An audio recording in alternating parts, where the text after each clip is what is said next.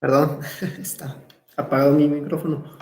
Buenas tardes a todas, a todos. Gracias por su presencia en esta última sesión sobre hermenéutica jurídica. El día de ayer vimos algunos elementos de hermenéutica, sobre todo la teoría hermenéutica, la filosofía hermenéutica propiamente hablando, es decir, todo el marco a partir del cual se desarrolla posteriormente la hermenéutica como una actividad de interpretación, dentro de las cuales la hermenéutica jurídica es una de las posibilidades, es una de las ramas, porque se aboca a la interpretación, pero aquí sí de textos jurídicos, ¿no? Habíamos visto los elementos discursivos, el renacimiento, el renacer de la ontología como una crítica que hace Heidegger al positivismo, y vimos los elementos no discursivos, la crítica que hace también Bátimo a la ontología del ser y la propuesta que tiene de una hermenéutica que, como todas las corrientes hermenéuticas del siglo XX, le dan una importancia específica a el momento, a el carácter de la persona que interpreta, no tanto porque sea una interpretación subjetiva en el sentido más estricto del término, es decir, no es que cada persona tenga una interpretación, sino que ese sujeto que interpreta, el intérprete, está vinculado a un momento y a un espacio determinados, de tal manera que su interpretación está mediada por estos elementos, y no se puede pensar que las interpretaciones sean ajenas a estos momentos, digamos, ¿no? Igualmente, como decíamos ayer, que el elemento subjetivo, que insisto, no quiere decir que sea una interpretación dependiendo del sujeto intérprete, sino interpretaciones que están mediadas por momentos históricos, por momentos políticos, ¿no? A diferencia de lo que propone, desde luego, el positivismo jurídico, inclusive en cuanto hace la interpretación, ¿no? Que, como habíamos visto, si bien se puede interpretar, esta interpretación, esta actividad, se hace con relación a un marco normativo, se hace con relación a un cuerpo jurídico que contiene ahí todo, ¿no? Esta idea, pues, de el derecho como un sistema autorreferente. En el caso de la hermenéutica y las críticas hermenéuticas a esta filosofía positivista, es por un lado la historicidad de los discursos, la historicidad de los personajes, de los sujetos que interpretan, y la propia ideología, la ideología jurídica, ¿no? Como habíamos dicho ayer, las escuelas de formación que van encauzando de alguna manera el quehacer o la forma en que las personas, los juzgadores, las juzgadoras, entienden el fenómeno jurídico de conformidad con el lugar en donde se formaron, ¿no? Estudios de esta índole, aunque no necesariamente desde el punto de vista de la hermenéutica, pero son muy fructíferos en la escuela de los estudios críticos legales, los Critical Legal Studies, y resulta pertinente o resulta particularmente interesante leer la obra de Duncan Kennedy, ¿no? Que justamente habla un poco de esto. Pero bueno, entonces vamos a hablar ya de la hermenéutica jurídica como la interpretación del derecho, ¿no? De la norma jurídica, y ver algunas técnicas específicas, ¿no? Comúnmente, la hermenéutica, la interpretación de la norma jurídica, es uno de los temas centrales de la filosofía del derecho.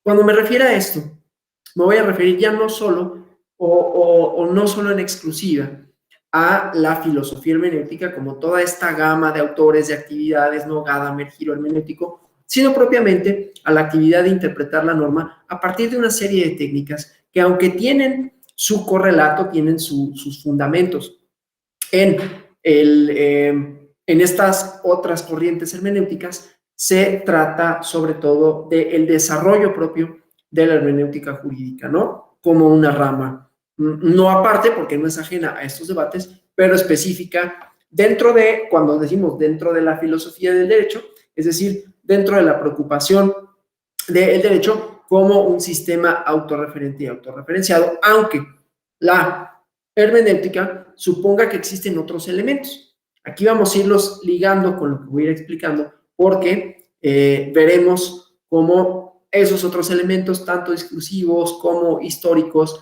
Ya he adelantado, ¿no?, algunas cosas, los momentos políticos, etcétera, que van confeccionando una forma de apreciar un fenómeno jurídico, ¿no?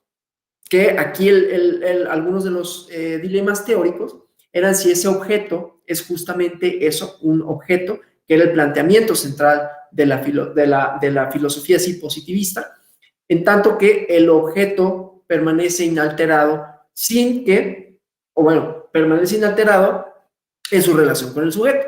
El sujeto no tiene interferencia. Aquí la hermenéutica propone, no, claro que la tiene. Esa interferencia es lo que hace que estén mediados los discursos jurídicos histórica, social, políticamente, ¿no? Pero bueno, entonces, no hay tratado de la disciplina jurídica que no aborde, aunque sea de manera somera, el tema de la interpretación. La hermenéutica jurídica es una forma o es un intento universal de comprender lo jurídico, ¿no? Y ofrece rasgos a la doctrina filosófica del derecho, donde se dilucidan temas referentes al conocimiento jurídico, la regulación práctica de comportamientos, y entonces, desde un inicio, queda descartado entender la hermenéutica jurídica como una metodología nueva, como una propedéutica al estudio de la ciencia jurídica, ¿no? Porque su nivel de conocimiento es filosófico. Por eso teníamos que tener estos puntos de partida y este desarrollo igualmente con relación a la historia de las ideas, ¿no? Y de qué van proponiendo cada uno de los autores que se preocupan por este tema.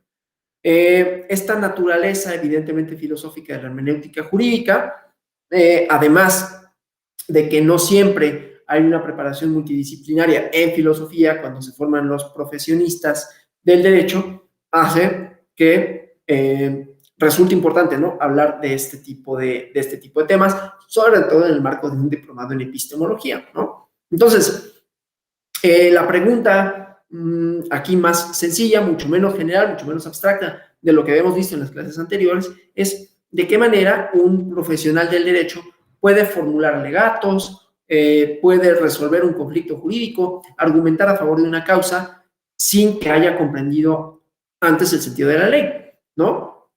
¿De qué manera se puede sustentar un argumento jurídico en donde van a jugar distintos elementos, van a tener juego distintos elementos a la hora de establecer una proposición de verdad en cuanto hace a el análisis jurídico, ¿no? Entonces, ¿de qué forma igualmente un juez individualiza la norma si no se dilucida el significado de lo que contiene, ¿no? Sobre todo en el contexto, por ejemplo, de la existencia de diversos órdenes jurídicos, ¿no? Me refiero propiamente al pluralismo jurídico, perdón, que también significa que existe más de una lógica jurídica, que existe más de un sistema normativo de valores cultural que cristaliza en normas jurídicas, como pueden ser los sistemas normativos internos de pueblos originarios o indígenas, ¿no? Entonces, ¿cómo aplicamos la norma en esos casos, no? La norma y cómo entendemos la cultura que está en esa serie de prácticas si no hay ejercicios hermenéuticos, ¿sí?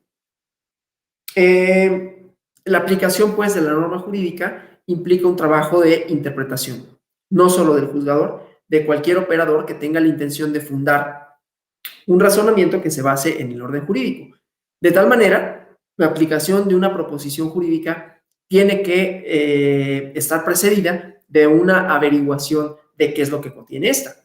Pero decíamos, los contenidos de la norma, si fueran algo objetivo, ¿no?, si fueran algo que es invariable en el tiempo y en el espacio, entonces no habría demasiado problema porque nos tendríamos que ceñir a las reglas de la lógica simbólica, a las reglas lingüístico-lógicas que les había comentado en las clases anteriores.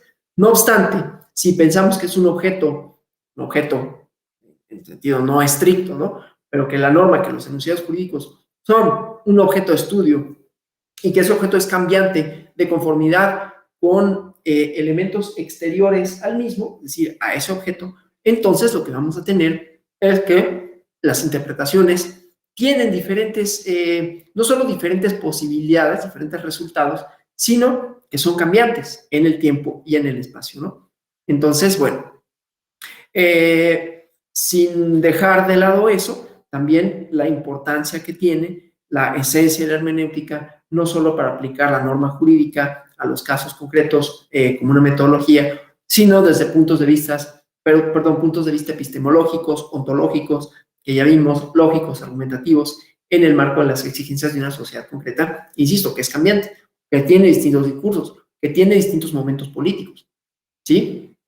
Y cuando digo momentos políticos no me estoy refiriendo a político electoral en sentido estricto, ¿no? Sino momentos políticos en donde las sociedades que se van transformando tienen ideas en torno a la comunidad política, ¿no? Ayer puse algunos ejemplos de cómo una norma puede cristalizar una serie de valores con relación a cómo son las relaciones sociales o cómo deberían de ser y cómo deberían de ser tratadas, ¿sí? Entonces, bueno, el ejercicio hermenéutico, la interpretación de la norma jurídica, necesita bases teóricas, ¿no? Algunas de las cuales ya vimos, algunas de las propuestas y su desarrollo, y no se queda ahí, porque llega al plano de lo práctico, ¿no? Dirige el sentido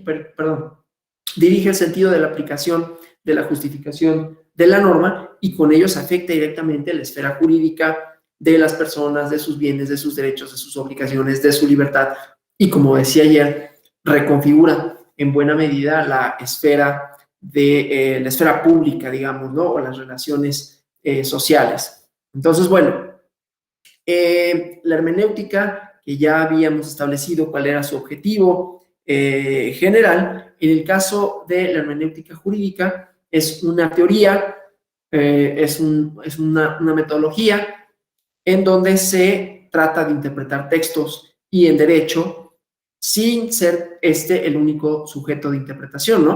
O sea, no nada más la norma es sujeta de interpretación, sino la interpretación de la norma en cuanto se manifiesta en el texto, en cuanto a esa manifestación textual, es portadora de otra serie de significados que se debaten y en ese debate, bueno, se definen cuáles son los alcances, cuál es el contenido, siempre, insisto, relacionado a los momentos sociales en que se viven, ¿no? Y desde luego también relacionado al elemento subjetivo, que otra vez no significa la multiplicidad de interpretaciones, aunque pueda significar eso también, sino que la subjetividad del sujeto, valga la redundancia, que conoce, se ve plasmada en cuanto a sus propias ideas, en cuanto a sus propias intenciones, en cuanto a su propia formación, también son un elemento que se tiene que considerar al entender la tarea de la hermenéutica, ¿no? Entonces, habíamos dicho, ¿no? Se acordarán cuando hablamos de Gadamer y la hermenéutica, que significaba una relación entre el autor y el lector, y que era una relación de posibilidades infinitas, ¿no? Que era una relación que también podía suponer momentos históricos diferentes, ¿no? Darle una lectura distinta a un texto que no fue escrito en el mismo momento o para el mismo momento, pero que admitía las lecturas, ¿no? Ahora, hermenéutica e interpretación, aunque están ligados, no son sinónimos, ¿no? La interpretación se puede entender como un proceso, como una actividad o como un producto. O sea, si lo entendemos como proceso, es una operación cognitiva del intérprete, ¿no? Que busca el contenido significativo de las normas y cómo éstas intentan expresar mediante el lenguaje, mediante los códigos lingüísticos, en relación con las conductas, las demás realidades concretas a las que están sujetos, con la intención de que se le atribuya una extensa gama de posibilidades, ¿no? Significados específicos, singulares, transformadores, de tal manera que toda norma jurídica desde esta perspectiva, desde la situación concreta de su aplicación, tiene que ser interpretada independientemente de su grado de claridad. En la segunda vertiente, la interpretación jurídica como un producto se refiere a ese resultado de los procesos cognitivos que lleva a cabo el intérprete, ¿no? Es la consecuencia de la interacción entre la capacidad cognitiva, racional del intérprete con la norma jurídica, los destinatarios de esta, las circunstancias específicas, el contexto del caso concreto y los fines y los valores del derecho, ¿no? Que esa es la actividad interpretativa en tanto hermenéutico, ¿no? Este resultado se manifiesta por medio de razonamientos argumentativos, ¿no? Que van orientando las decisiones vinculantes de conformidad con las facultades que tiene el intérprete, ¿no? En el caso de los intérpretes del Poder Judicial, estos razonamientos son las resoluciones, ¿no? Las sentencias, las jurisprudencias, que se convierten en nuevas normas transformadoras directas de la realidad social. Lo que decíamos ayer, cuando se hace un ejercicio interpretativo con relación a un texto constitucional y las relaciones democráticas que establece, digamos, ¿no? Pensemos, por ejemplo, las relaciones democráticas que decíamos del derecho penal, la aplicación del poder punitivo del Estado para sancionar una conducta determinada o la imposibilidad de hacerlo en cuanto a que la democracia se entiende como algo, ¿no? Y entonces va a estar en la interpretación que da el juzgador, la juzgadora, lo que se debe de entender por democracia y cómo ahí se inserta. Es un ejemplo, el derecho penal. Y si se inserta o no el derecho penal en esa relación democrática, si es procedente o no, que pueda ser el fundamento para la aplicación del poder punitivo del Estado en una situación concreta o en una situación general que prevé una norma jurídica. Lo que se está haciendo en esa tarea de interpretación, como vemos, no nada más es valorar en términos estrictamente de lo que se encuentra en la ley, sino con elementos discursivos, con elementos de pensar el derecho de una determinada manera con relación al momento social en que se vive, ¿sí? Entonces, bueno, esto es, obviamente, si se considera que en una relación jurídica determinada el poder del Estado es antidemocrático que se manifieste en contra de una persona o en contra de un grupo de personas cuando se despenaliza una conducta porque se considera inconstitucional, estamos transformando la realidad social. Había puesto el ejemplo de los divorcios, por ejemplo, ¿no? Que en el Código Civil, no me hagan mucho caso en cuanto a la precisión del año, pero en los años 20, en los años 30, los códigos civiles no contemplaban la posibilidad del divorcio, ya no digamos de las causas de divorcio que tenían que acreditarse en una situación específica, el divorcio como tal. Y nuevamente, un juez cuando pronunciaba una sentencia en ese sentido, estaba reproduciendo un discurso, una serie de formas establecidas para determinar relaciones sociales. ¿Bien? Desde luego, ahí quizás no había una actividad interpretativa en sentido amplio, ¿no? Cuando decimos la interpretación como actividad, pero sí como producto, porque se está aplicando una norma al caso concreto, ¿no? Y entonces, al aplicarse una norma al caso concreto, se valoran las situaciones de hecho, ¿no? Como si se tratase de esta idea de la lógica, ¿no? De premisa mayor, premisa menor y la síntesis o el resultado, ¿no? Entonces, bueno, en este caso hay transformación directa de la realidad social cuando existe la facultad por parte del o el juzgador de aplicar una norma, de redefinir los alcances de una determinada disposición, etcétera, ¿no? Entonces, en este caso es que, y digo, tan hay posibilidades de interpretación distintas y de aplicación distinta de la norma que tenemos distintas metodologías formales, jurídicas, para dirimir criterios divergentes, ¿no? Contradicciones de tesis, por ejemplo, son una forma de dirimir esto, ¿no? Sucede también en los debates en los órganos colegiados que se formulan votos particulares, es decir, hay apreciaciones diversas de un mismo fenómeno y la actividad aplicativa también puede ser sujeta de controversia, ¿no? Entonces, se valoran de distinta forma tanto los elementos normativos como los elementos de hecho que acontecen y los resultados que se producen. Entonces, esto para decir que la labor interpretativa en el derecho es fundamental, ¿no? Porque inclusive en la tarea de la aplicación queda supeditada a ella, sea como proceso o sea como producto.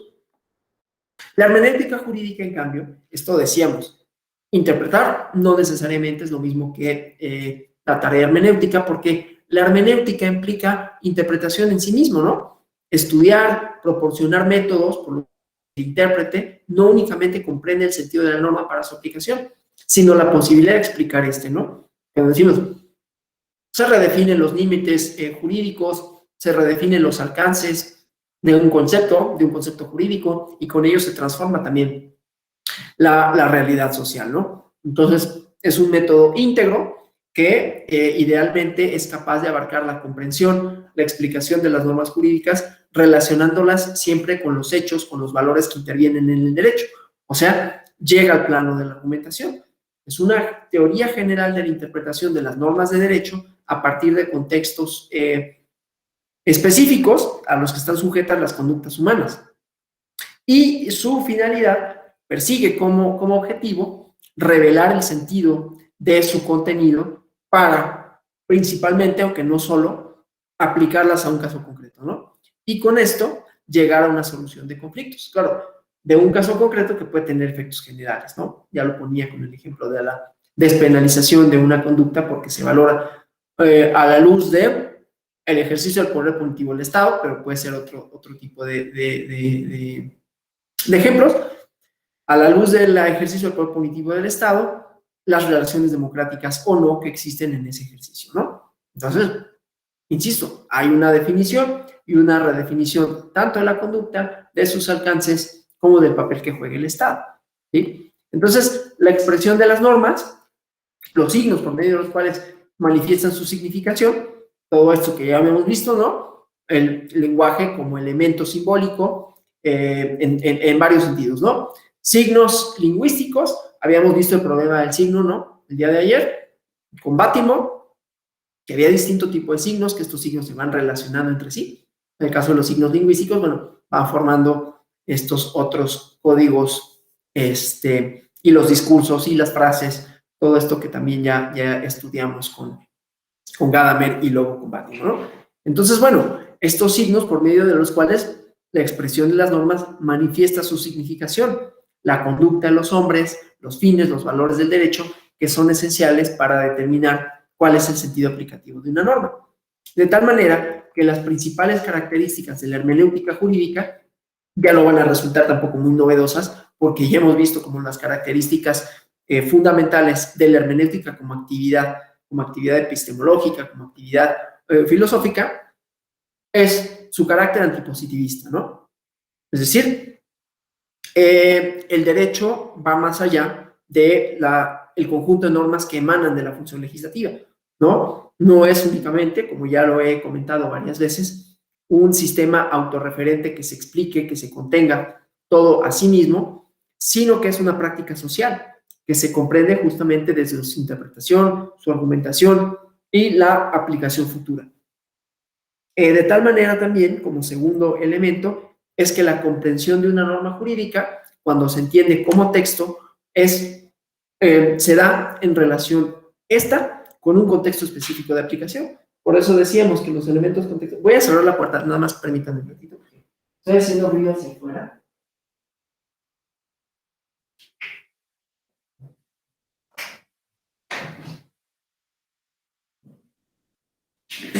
Perdón.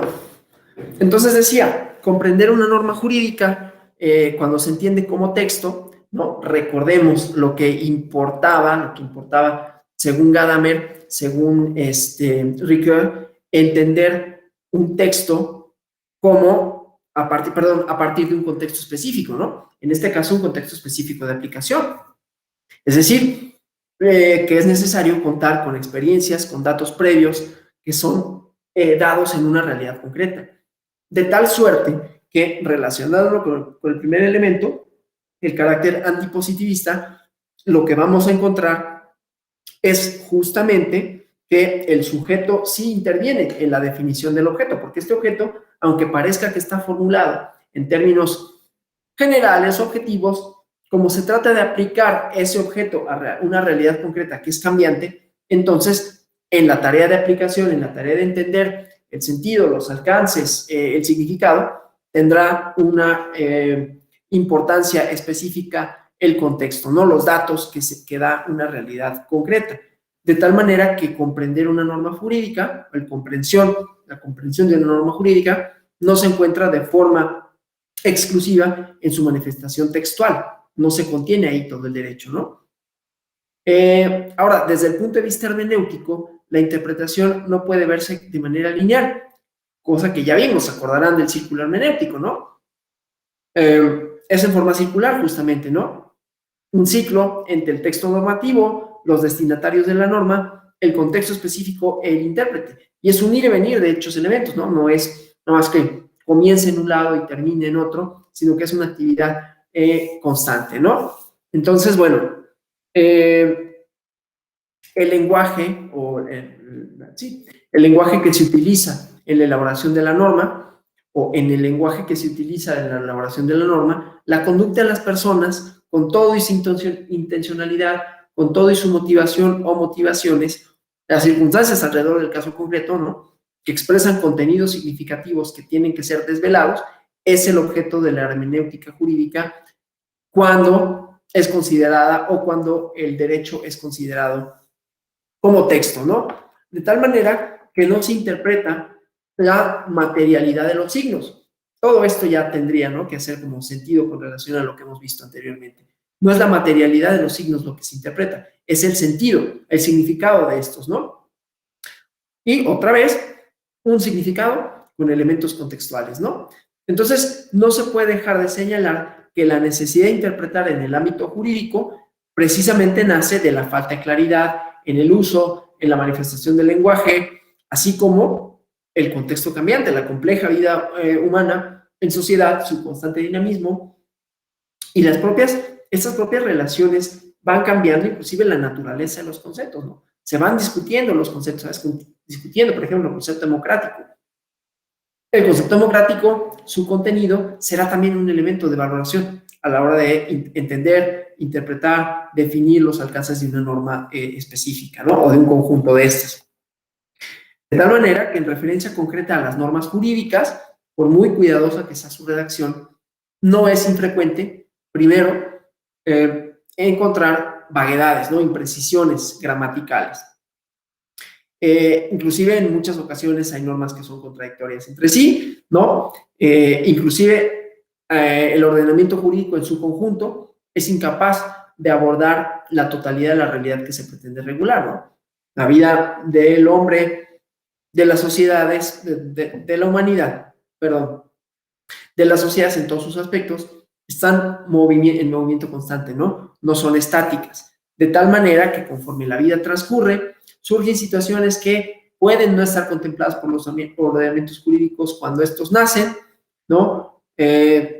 Por ejemplo, ya habíamos puesto algunos, ya habíamos ejemplificado lo anterior con algunos tipos de relación entre personas, ¿no? La unión libre que se suscita entre parejas del mismo sexo, ¿no? Que en hace, que será 30 años, era imposible que se pensase que lo iba a regular el Código Civil, por ejemplo, ¿no?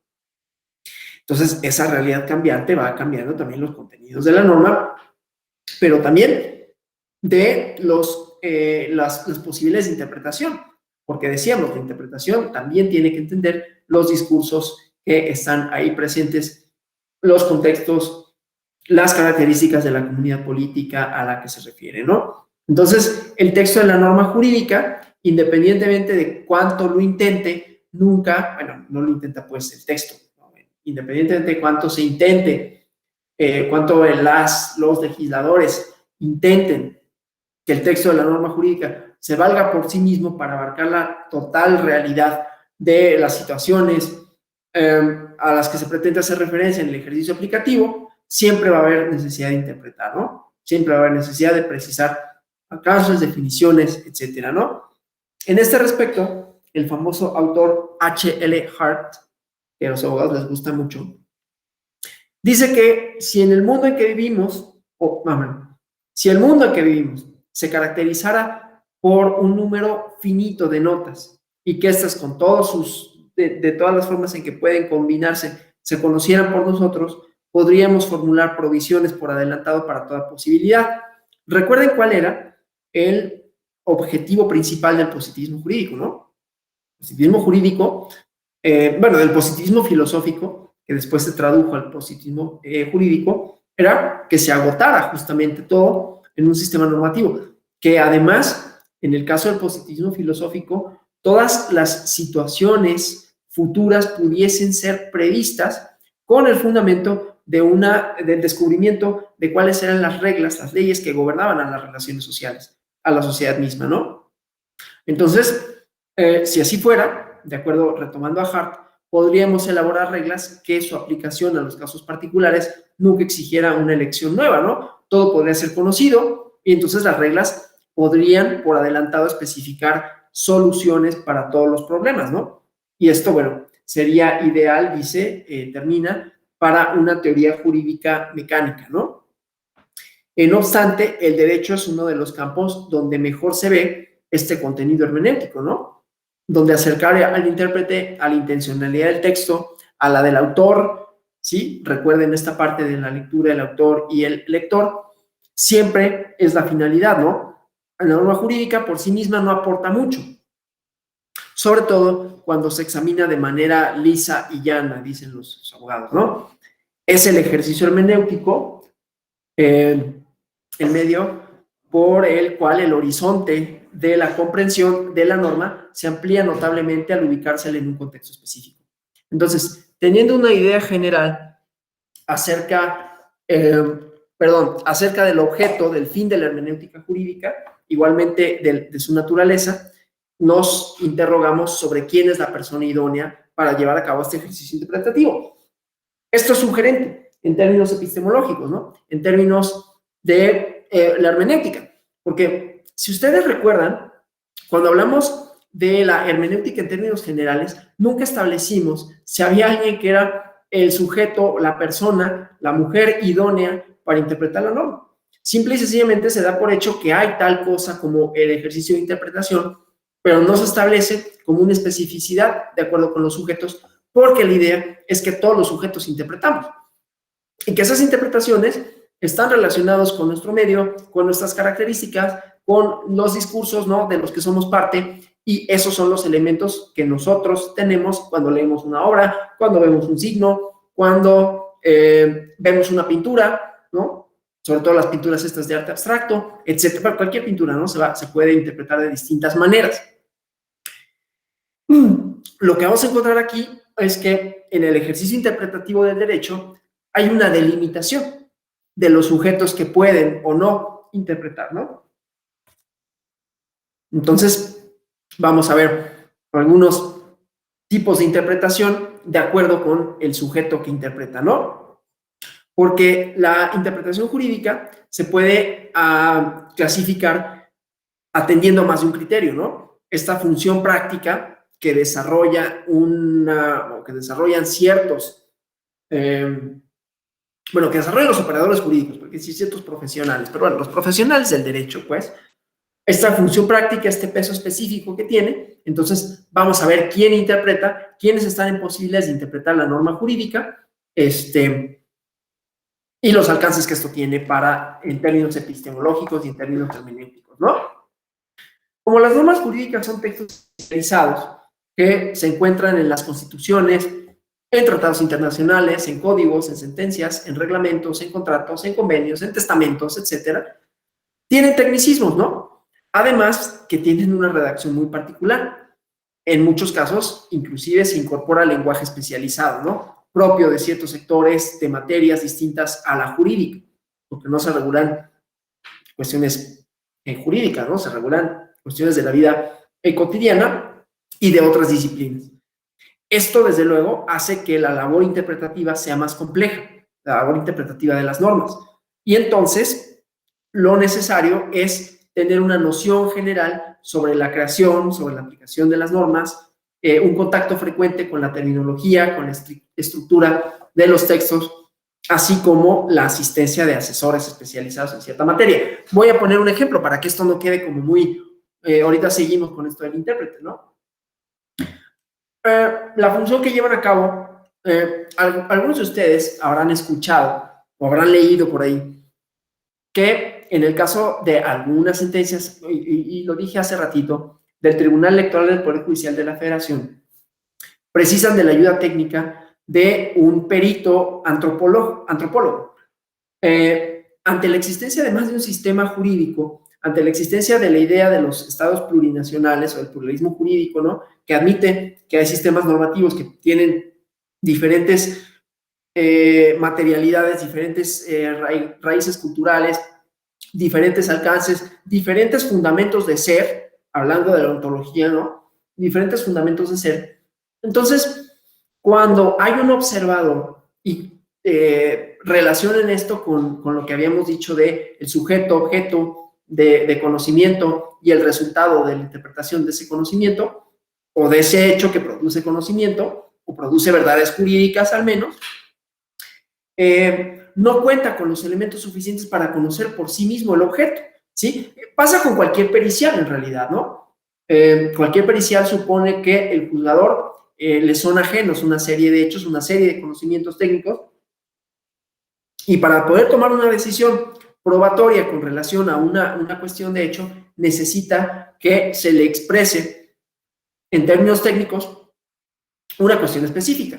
En el caso de la existencia de más de un sistema normativo, lo que vamos a observar es igualmente que se le proporcionará al juzgador elementos hermenéuticos para que interprete las relaciones de ese sistema normativo, no del sistema normativo del que él está acostumbrado, que ella está acostumbrada a analizar, a aplicar, sino un sistema normativo que se basa en una serie de premisas de ser, fundamentos de ser distintos, y que por lo tanto su aplicación le resulta difícil, por lo menos, ¿no? Y entonces hay que clarificar esto, es la famosa, hay jurisprudencia al respecto de la teoría, la perspectiva intercultural, cuáles son los elementos que se deben valorar para poder llevar a cabo el ejercicio de interpretación, de aplicación de la norma a un conflicto en concreto, siempre reconociendo, en ese caso, de ese ejemplo, la subsistencia, o por lo menos la intencionalidad de que subsista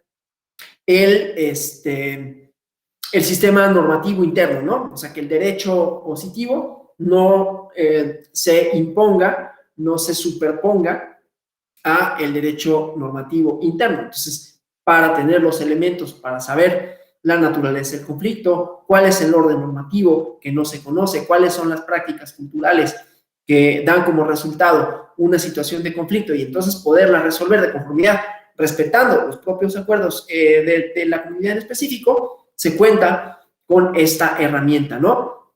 De manera tal, pues, que en la labor interpretativa de las normas también encontraremos esta asistencia, como había dicho, de asesores especializados en cierta materia. Es la naturaleza, pues, de las periciales en general, ¿no?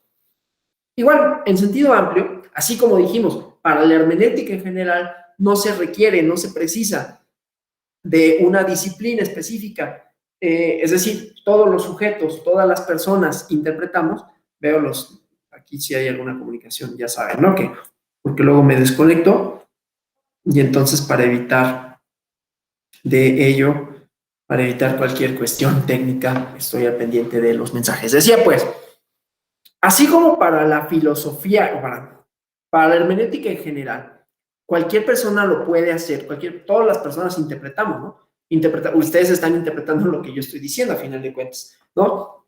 Y ya decíamos todos los contextos de interpretación posibles, ¿no? Que si una taza de café, por ejemplo, ¿no? En una hora determinada del día, que se relaciona con un contenido, que se relaciona con una serie de actividades. Entonces, así como interpretamos los signos que están presentes todo en nuestra vida cotidiana, y que esos signos, claro, como decíamos, tienen una carga sociohistórica importante. Esto es sujeto de interpretación para algunas personas y para quienes no estén relacionados con este objeto, eso me indicará o la pertenencia a una cultura específica o a otro momento histórico, ¿no? Lo cual sería como raro, ¿no? Regresó del pasado, probablemente. No, así, vino del pasado.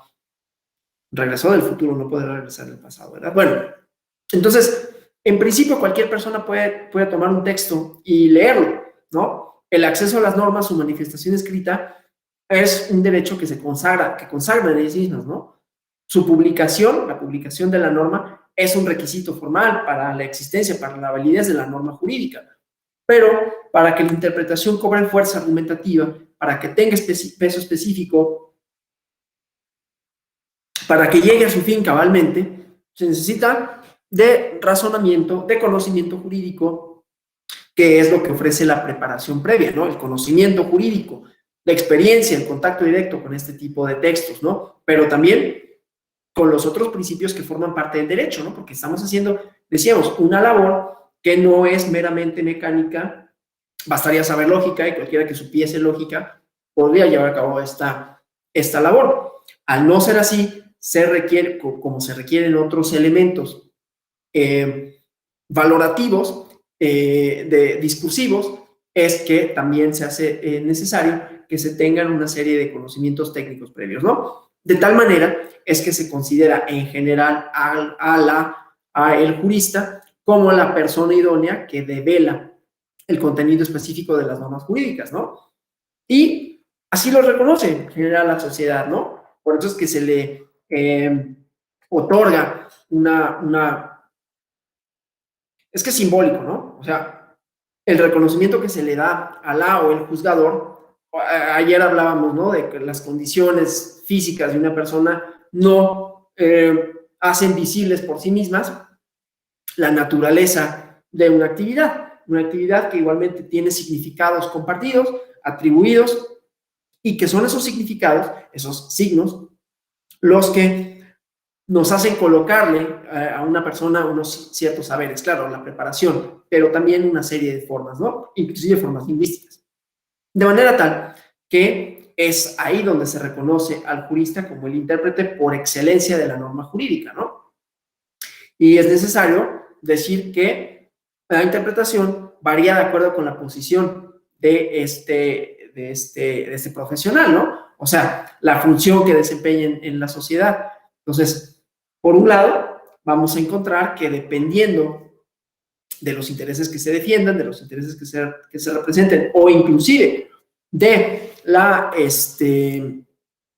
de la ideología jurídica que se tenga, del discurso jurídico al que se arrogue uno u otro, entonces la función interpretativa será distinta. Pero también esta función interpretativa será diferente en cuanto a sus efectos cuando lo haga un juez, ¿no? En ejercicio o una juez en ejercicio de su función jurisdiccional, aquella que realiza, por ejemplo, el doctrinario, ¿no? El estudioso del derecho, a la que realiza el legislador o legisladora, que cuando crean la norma, ¿no? Entonces, encontramos pues la interpretación doctrinal o la interpretación que algunos le llaman científica. Yo soy muy renuente a decir científico porque yo no considero que el derecho es una actividad científica. Eso es materia de otro lado y habrá quienes estén totalmente en desacuerdo conmigo y digan que por supuesto que es científico. Yo no estoy muy convencido de eso, pero ese no es el tema. El chiste, pues, es que se le entiende como doctrinal o científica, yo prefiero decirle doctrinal o académica. La llevan a cabo igualmente particulares que están calificados para realizar esta actividad, pero no tienen cargos públicos que los faculte para interpretar la ley de forma vinculante, ¿no? Su decisión no, bueno, si es que se trata de una decisión, porque no están tomando parte en una controversia, pero bueno, la decisión con relación a cuáles son los alcances, contenidos, definiciones de una norma jurídica es una interpretación privada, relativamente hablando.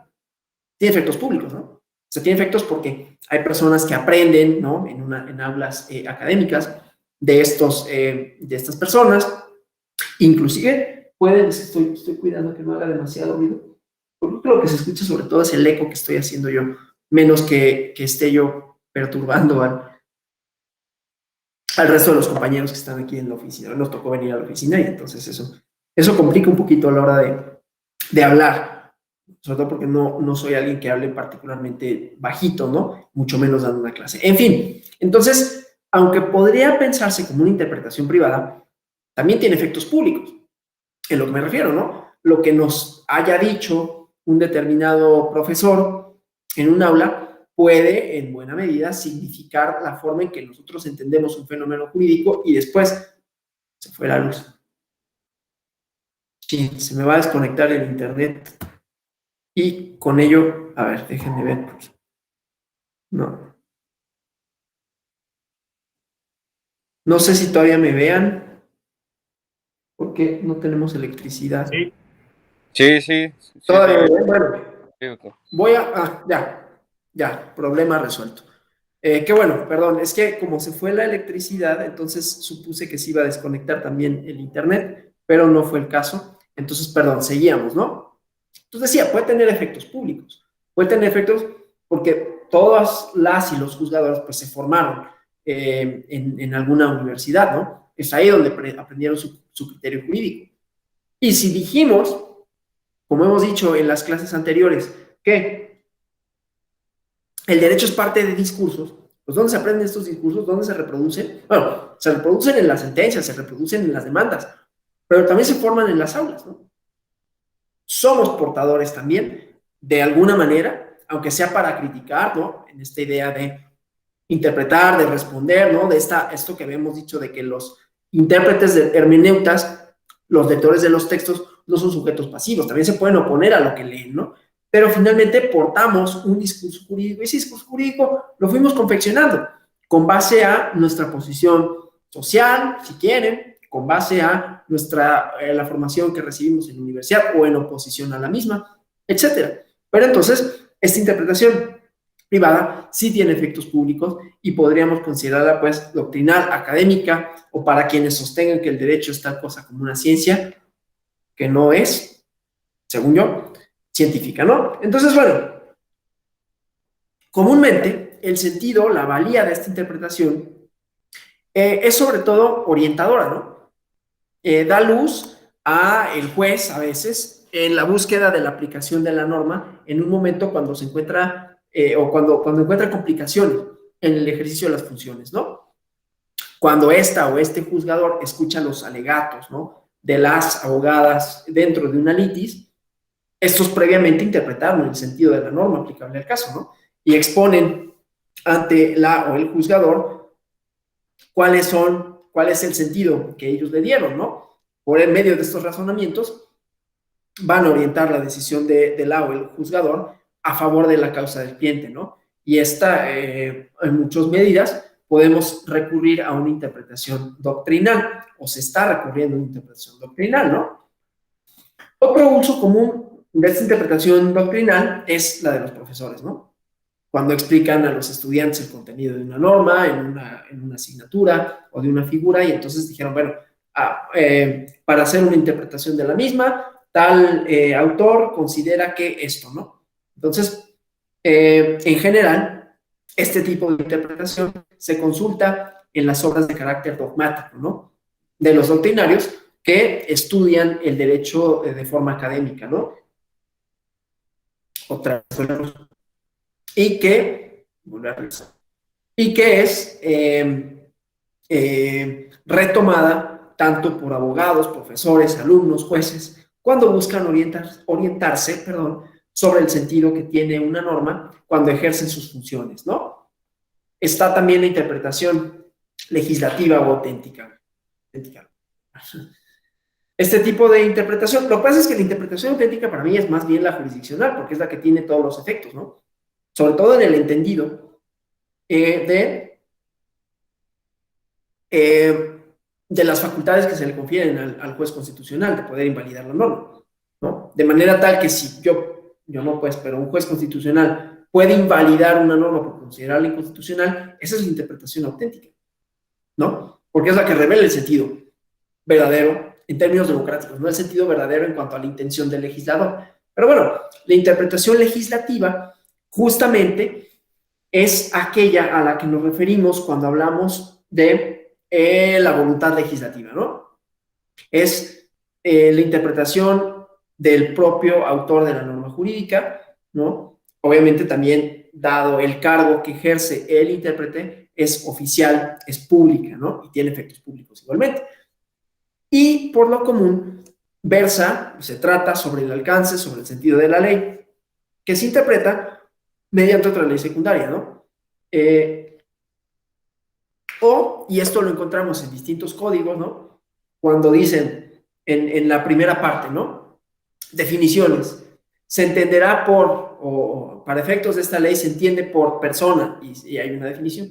O sea, ahí está precisando una serie de significados, pero desde el propio texto legislativo, ¿no? Desde el propio cuerpo normativo, y es en esta donde se precisa, pues, donde se dan los elementos interpretativos de cómo los quiere y cómo los quiso entender la o el legislador, ¿no? Entonces,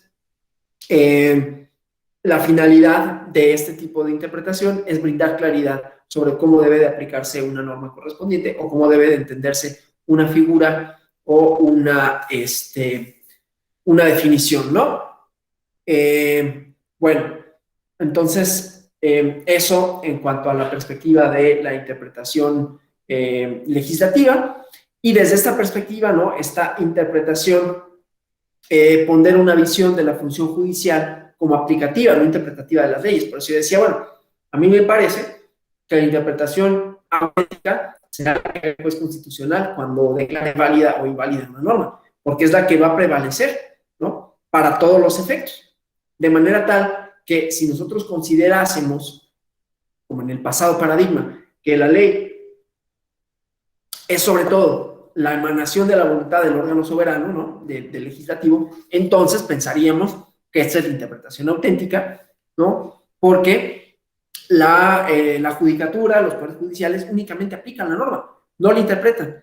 Y entonces se sujeta la labor jurisdiccional del juez a la voluntad interpretativa del legislador que se manifiesta en la ley secundaria o en el apartado correspondiente, ¿no? De tal manera que los jueces no pueden desconocerla. Y se debe sujetar a ella cuando emiten las resoluciones. La interpretación judicial, que desde mi opinión es la interpretación real, dependiendo de quién la realice, ¿no? Será la interpretación, perdón, auténtica, cuando la realice el juzgador constitucional, otra vez, por los efectos que tiene el invalidar o declarar válida una norma, ¿sí? Que puede ser, pues, inaplicada para casos generales o para casos concretos, y entonces con ello resignifica toda la esfera, no solo jurídica, sino político-democrática, como ya lo he dicho en varias ocasiones. Pero bueno, la interpretación judicial igualmente pertenece a un órgano, o sea, aquí hemos visto, ¿no? Quiénes pueden interpretar la norma, si se necesita o no un conocimiento específico, y dependiendo de la función que se realiza, entonces ese conocimiento específico tendrá efectos en la esfera pública o no. Cuando el Poder Judicial, que es quien ejecuta la interpretación judicial, valga la redundancia, interpreta la norma, ¿no? Por medio de sus juzgadoras y juzgadores, que es además la más frecuente, recurrida y estudiada de los tipos de interpretación, ¿no? Cómo los jueces llegan a una decisión en concreto. Y ya hemos dado algunos elementos para pensar que así como nosotras y nosotros cuando interpretamos signos diversos, acudimos a códigos, a narrativas, a discursos, pues lo mismo sucede con cualquier operador jurídico, ¿no? Entonces, bueno, este tipo de interpretación se considera el filtro necesario para que se desarrolle esta función práctica del derecho, ¿no? Por los efectos justamente que produce en la vida de las personas. Junto con la interpretación legislativa, es de carácter oficial, vinculante, obliga a las partes del litigio involucradas en la sentencia o en la resolución, o a todas, a todos, cuando se le dan efectos generales a una resolución. De tal manera que se puede pensar que es una interpretación que tiene efectos individuales o colectivos, dependiendo de lo que se trate, ¿no? Entonces, la obligatoriedad, pues, de la interpretación se vuelve general para la propia interpretación. A ver, este tipo de interpretación, además, tiene como varios efectos, decía efectos generales, pero también efectos generales de interpretación, ¿no? No únicamente efectos generales de aplicación de la norma o de la no aplicación de la misma, sino de interpretación, porque un criterio, ustedes saben, ¿no? De la sala superior, por ejemplo, es obligatorio para las salas regionales, por ejemplo, o un criterio de la Suprema Corte de Justicia de la Nación es obligatorio, esa es la interpretación final de los tribunales colegiados, unitarios de circuito, juzgados, tribunales militares, judiciales del orden común, de los estados de la Ciudad de México, etcétera, ¿no? Entonces, esta interpretación, como decía, tiene efectos más grandes que la que pueda tener cualquier otra interpretación, ¿sí? Vamos a ahondar un poquito en este tipo de interpretación. También hablaremos de la naturaleza de la función judicial cuando aplica, cuando crea el derecho, cuando individualiza la norma, cuando le da efectos generales, ¿no? Bueno, ahora veamos algunas de las escuelas de interpretación jurídica, ¿no? Porque lo que vimos eran como los fundamentos teóricos de la filosofía hermenéutica, ¿no? Como una corriente epistemológica de conocimiento que tiene sus propios principios, que tiene sus propias metodologías y da una serie de respuestas a la pregunta de cómo interpretamos, cómo conocemos el mundo que se nos aparece, de qué manera se aparece el mundo, cómo se hace presente y cómo interpretamos esa vida y cómo esa vida es cambiante, etcétera, ¿no? Nuestro ser en el mundo, el Dasein. Bueno, Así como cuando definimos al derecho, bueno, a ver, aquí, después de casi una hora de sesión, ¿todo vamos bien con todo? ¿Alguna pregunta, algún comentario hasta aquí? Esto es un poquito menos árido, ¿no? De lo que habíamos hablado en las clases anteriores.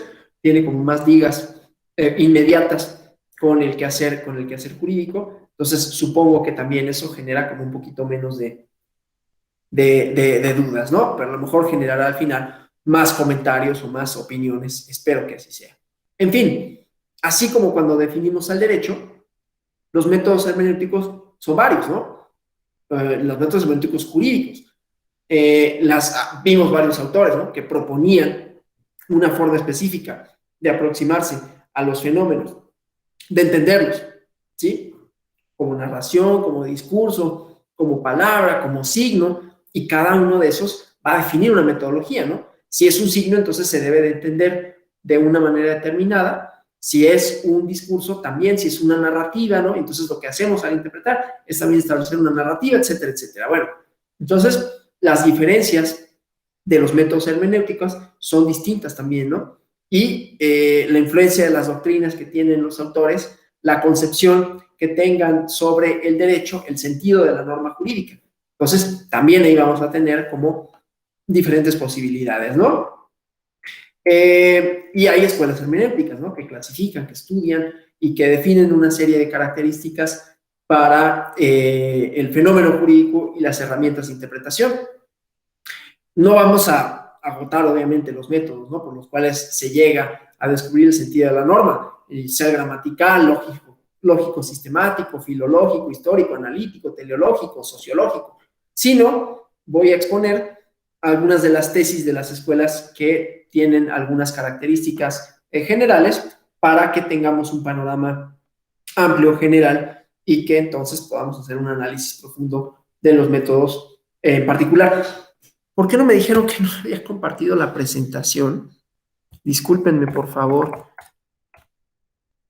Estaba totalmente entrado en esto y no compartí la presentación con ustedes, pero tampoco nadie me preguntó si había presentación. Déjenme, perdónenme, por favor. Miren, estábamos aquí, ¿no? Estas características, los tipos de interpretación, y vámonos a las escuelas de interpretación jurídica, ¿no? Entonces, bueno, vamos a la escuela de la exégesis, ¿no? Que es la primera que tenemos aquí en la diapositiva. La escuela de la exégesis basa su hermenéutica en el método gramatical, es decir, que implica lo que gramaticalmente, lo que los enunciados normativos expresan, ¿no? Data desde la época, en la escuela exegética, en que el derecho dejó de ser consuetudinario, se atiene al texto escrito de la ley, por eso el método es gramatical en tanto al contenido de la norma, en tanto a lo enunciado por esta, nace en Francia, ¿no? En el marco de la Revolución Francesa, y cuando se promulga el Código Napoleónico, Código Napoleón en 1804, tiene en su punto más claro de referencia, ¿no? Que, como saben, es la inspiración de la codificación moderna de la ley. De acuerdo con esta escuela, la ley debe ser el único origen de las decisiones judiciales. Acepta la interpretación, pero solo según su texto, ¿no? Tiene elementos positivos, como ven positivistas, ¿no? Entonces, se dice que no hay que suplantar la voluntad del legislador, ¿no? Digamos, rechaza que haya otra fuente que suplante la voluntad del legislador, ¿no? Los precedentes, los usos no reconocidos, la equidad, otras consideraciones, los principios generales del derecho, los axiomas de ciencias afines, ¿no? Inclusive esta escuela sostiene justamente que el juzgador, la juzgadora, en caso de encontrar leyes contradictorias, ambiguas, insuficientes para esclarecer la voluntad del legislador, que es lo más importante, lo que tiene que hacer es abstenerse de juzgar. O sea, que la interpretación de la ley y por lo tanto la búsqueda del sentido para la escuela exegética es la indagación de la voluntad infalible de la o el legislador por medio de la expresión textual en donde se vale para manifestarla en códigos, ¿no? De tal manera que la gramática jurídica está por encima de la justicia, de la equidad, ¿no? Valores que igualmente, a ver, voy a hacer un paréntesis. En el caso de otra técnica interpretativa, una técnica interpretativa que se base más en los métodos de filosofías como la de Gadamer, pues veremos que inclusive los dogmas relativos a la justicia, la equidad, son valores cambiantes. Son valores que por sí mismos también van a ser interpretados, ¿sí? Lo justo hoy no va a ser lo justo dentro de 20 años, ¿sí? Y esto va a ser tema de conflicto siempre. ¿Por qué una decisión va a ser justa hoy y no va a ser justa mañana? Bueno, porque hay distintos momentos políticos, discursos cambiantes, tensiones sociales que así lo van exponiendo, ¿no? Así lo van produciendo. En fin, entonces, por encima de esto, por encima de la justicia, de la equidad, por encima de la causa motora del legislador, o sea, de los motivos por los cuales un legislador o una legisladora crea la ley, se manifiesta una fe ciega, casi irracional, dicen algunos, en el texto normativo, ¿no? Y manifiesta o tiene que manifestar absolutamente la voluntad del legislador y se le atribuye a esta, un monopolio en la formulación del derecho, ¿no? En palabras de Eduardo García Maínez, un autor de, ustedes cuando estudiaron derecho, pues consultamos estos libros de García Maínez ya de hace muchísimos años, clásicos, pero que de repente hay cosas que siguen siendo, hablando de clásicos, recuerdan ayer, ¿no? Que decíamos cuál es la función de un clásico, que siguen siendo aplicables independientemente de que se trate de situaciones diversas. Ya el derecho se ha transformado mucho con relación a los postulados del profesor García Maínez y no obstante seguimos citándolo por diversas razones, ¿no? Entonces, bueno, desde la perspectiva de la escuela del exégesis, la función de los jueces es una labor mecánica prácticamente, ¿no? Es la aplicación deductiva de la ley en forma de silogismo o subsunción, ¿no? Entonces, bueno, prácticamente es aplicar el código, ¿no? El hombre, perdón que lo diga así, estamos hablando del Código de Napoleón, pero bueno, la humanidad, a través de sus facultades racionales, recuerden que hablamos de razón, de la crítica de la razón, no crítica de la razón pura que hace Kant, que es más bien un análisis. La crítica del racionalismo positivo, la crítica del racionalismo científico que hacen los postestructuralistas, ¿no? Y cómo eso nos lleva justamente a quitarle cualquier valor que pueda ser tenido como importante para un momento determinado. Pero la idea era que la humanidad, sus facultades racionales, pudieron aprender todo el derecho y verterlo en los códigos, que ahí se contenía todo. De tal manera que la labor interpretativa dentro de los parámetros de esta escuela es bordeada por criterios establecidos, ¿no? Y que están en la misma ley, y que suelen ser muy rígidos, ¿no? Y la intención era no otra vez, es el pleito, ¿no? Siempre, no solo con el derecho, con cualquier objeto de conocimiento, no darle espacio a la arbitrariedad, al subjetivismo, ¿no? El elemento subjetivo siempre ha sido un problema, es un problema epistemológico, ¿no? Si el sujeto y otra vez, el sujeto que aprende define o no al objeto, ¿no? Pues no tendría que, porque entonces todo depende de lo que él entienda y entonces si todo depende, y volvemos a Parménides, ¿no? Lean el diálogo de Parménides. Y si lo que aprende es solamente una experiencia subjetiva, ¿cómo lo va a transmitir si no hay ninguna generalización? Entonces, volvemos a ese problema. Entonces, para superarlo, si es que tal cosa fuera un problema, ¿no? También dijimos, bueno, claro, planteado así como lo plantea Parménides, el conocimiento sería imposible, porque para que haya tal tiene que ser transmisible. Y si todo depende de la subjetividad de la persona, pues no se puede transmitir, simple y sencillamente, ¿sí? Pero claro, no hay una gama infinita de posibilidades de interpretación tampoco. Se resumen a 2 o 3 a lo mejor, ¿no? Pero bueno, independientemente de esto, el problema es el elemento subjetivo, el juez humano, ¿no? Hay que domar las pasiones. Es el discurso racional, a final de cuentas, ¿no? Estamos en el siglo XIX, vamos abrevando de lo que sucede en el iluminismo del siglo XVIII, que viene también de la idea de la Revolución Francesa, pero es la confianza en la racionalidad humana y con ello que no te dominen las pasiones, ¿no? Y el juzgador, la juzgadora, como humano, puede estar sujeto a eso. Entonces hay que restringirlo de la manera más importante posible para que no manifieste este elemento, ¿no? Que es loable que se piense de esa manera, ¿no? No estoy diciendo que no. Entonces, bueno, la escuela de la exégesis, pues, designa de manera colectiva a los civilistas que enseñaban el código napoleónico, ¿no? Del siglo XIX. Y su técnica era comentarlo, han escuchado la palabra exégesis, ¿no? Que se hace comentario, en este caso artículo por artículo, ¿no? Y designa un método de aquellos juristas que se valían de ideas generales o de ideológicas que les eran propias, ¿no? Con relación al papel que tiene el juez, al papel que tiene la ley, y etcétera, ¿no? Entonces, de los postulados de esta escuela se desprende el método tradicional de aplicación de la forma, de la forma de silogismo deductivo, que todavía tuvo bastante vigencia, ¿no? Inclusive, en la actualidad, ¿no? Hay quienes dicen, bueno, para los casos fáciles, pues es el ejercicio de deductibilidad, ¿no? Hipótesis normativa, situación de hecho y conclusión.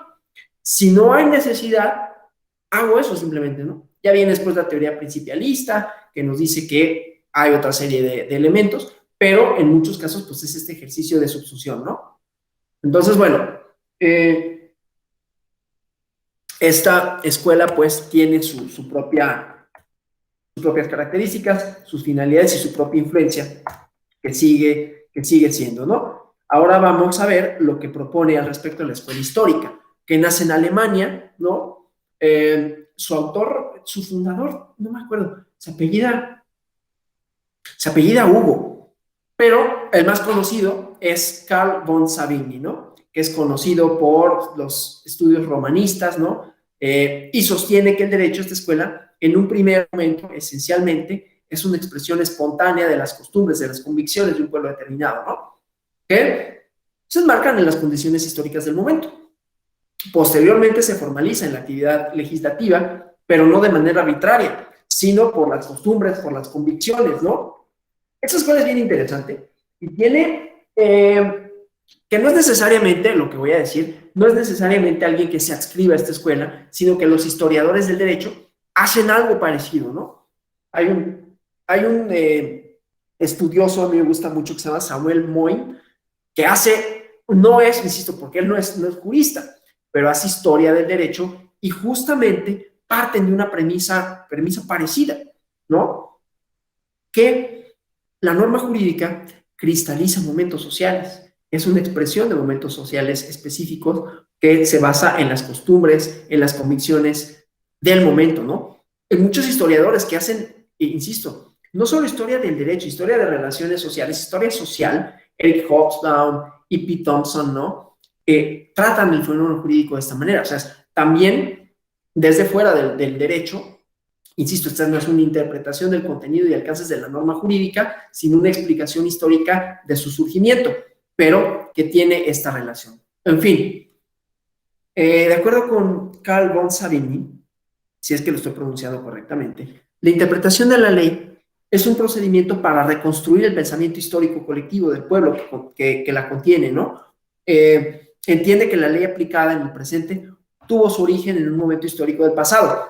Hay reminiscencias a lo que habíamos dicho, ¿no? De la permanente lectura, de la vigencia de textos, ¿no? Obviamente, este procedimiento interpretativo se constituye con distintos elementos, ¿no? Un elemento gramatical, que se refiere al lenguaje de la ley, un elemento lógico, ¿no? Porque aplica la descomposición del pensamiento o de las relaciones lógicas que lo unen, el histórico, ¿no? El estado de derecho existente al momento en que se crea la ley, con ello se pueden deducir también las finalidades de la misma, etcétera, y el sistemático, ¿no?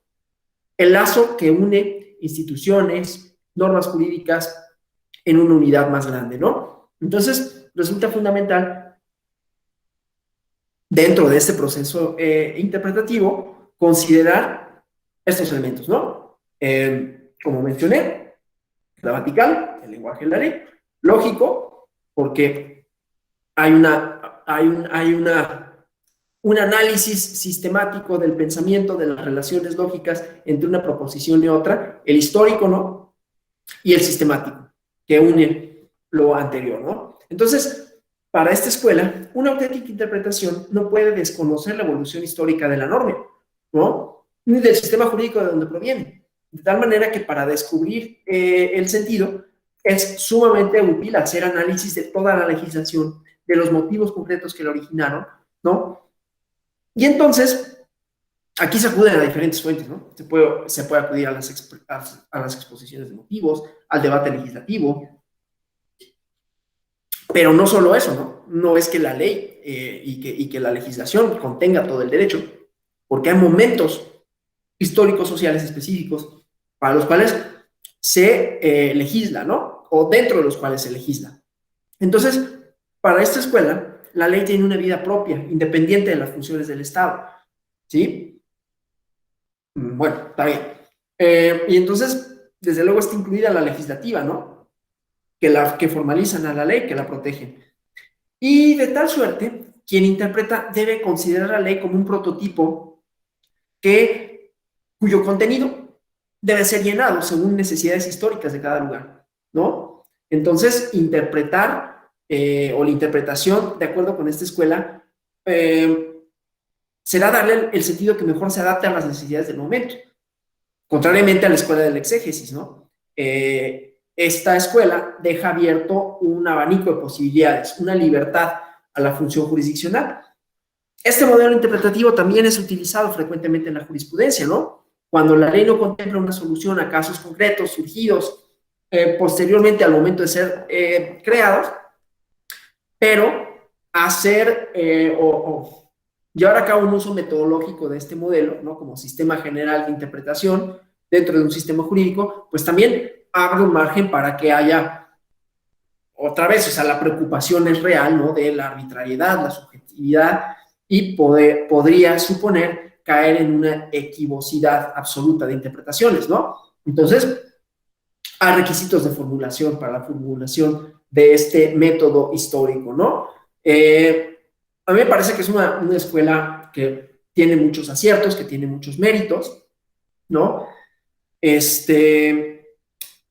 Los juristas no les gusta mucho porque creen que el derecho no se justifica solo por ser un proceso histórico, ¿no? Que la voluntad reflexiva que persigue un fin es fundamental en el derecho. Y entonces, pues sí dota de una mayor flexibilidad a la labor jurisdiccional, porque no lo sujeta en el sentido de la norma jurídica exclusivamente a la voluntad del legislador, pero bueno, señalan los riesgos, los problemas de la justificación y la valoración del derecho, ¿no? Avanzamos con la presentación, vamos bien de tiempo. Escuela libre de interpretación jurídica, ¿no? Otra vez, pero vamos viendo cómo también las escuelas van, no quiero decir progresándose, ¿no? Porque como buen lector de postestructuralistas franceses, no soy tampoco alguien que se confíe demasiado en que la razón tiene esta línea evolutiva constante. Hay transformaciones que no necesariamente son para mejor. Pero bueno, como vemos, lo que iba a decir, pues, es que como estas escuelas tienen sus propios postulados, a veces se oponen unas a las otras, proponen diferentes metodologías, proponen diferentes soluciones, y así como lo vimos para la hermenéutica filosófica, que esto también es hermenéutica filosófica, pero del derecho, observan el fenómeno de una manera concreta y proponen una manera de aproximarse, de conocer el fenómeno para poder explicarlo, ¿no? Recuerden que esa es otra de las diferencias fundamentales entre positivismo y hermenéutica, ¿sí? La explicación o entender de qué va. Obviamente el entendimiento es objeto de la hermenéutica, la explicación es objeto del positivismo, ¿no? O es la finalidad para la que se establece el método positivo, ¿no? Entonces, la Escuela Libre de Investigación Científica se da en un contexto importante, ¿no?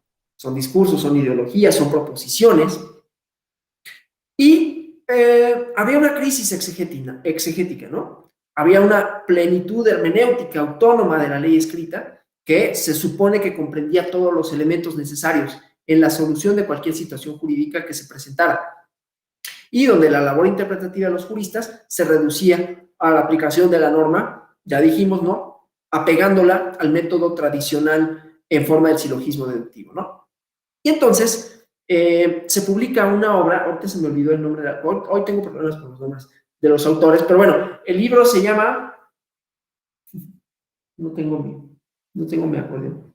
Bueno, Método de interpretación y fuentes en derecho, no me acuerdo, positivo, una cosa así, derecho privado positivo.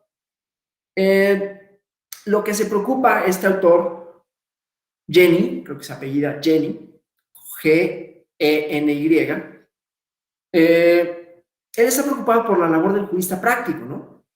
Afirma que la ley escrita no basta para resolver problemas que se enmarquen en situaciones históricas y sociales concretas cuando se plantean ante tribunales, de tal manera que se hace necesario recurrir a otras fuentes, ¿no? La costumbre, la autoridad tradicional, pero principalmente a lo que él define como la libre investigación científica.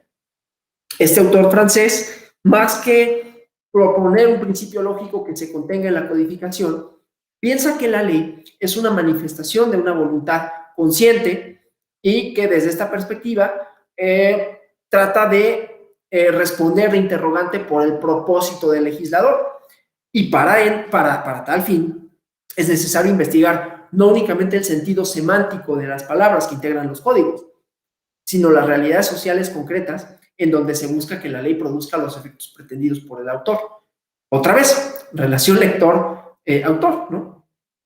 En este contexto pragmático, ¿no?, de la ley, se trata de ir de la mano de la intencionalidad del legislador, porque, y resulta prudente porque la intencionalidad, la ley subsiste después de la muerte del legislador, regula situaciones que no están contempladas expresamente por él o ella, ¿no?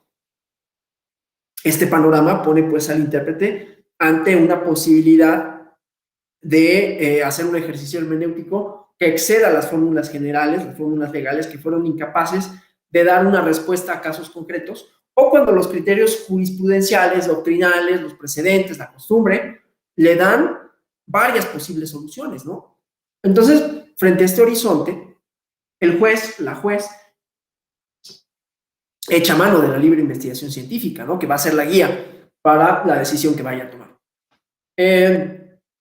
Si esta libre investigación científica es la fuente secundaria principal que va a guiar la decisión de los jueces, es trascendente especificarla, ¿no?, o sea, decir cuáles son sus elementos, sus componentes. Es libre porque no está sometida a una autoridad positiva, ¿no?, a la autoridad de lo legislado. Es científica porque solo puede tener bases sólidas en elementos objetivos que se descubren por la ciencia. Entonces, esta interpretación busca la objetividad, ¿no?, libre de influjos personales. Debe fundamentar su decisión sobre principios seguros de naturaleza objetiva, ¿no?, que rodeen las situaciones concretas que se someten al juicio de la o el juzgador, ¿no? Y solamente se puede acceder haciendo un minucioso examen de la naturaleza de las cosas, ¿no? Entonces, la investigación científica se basa en algunos elementos, ¿no?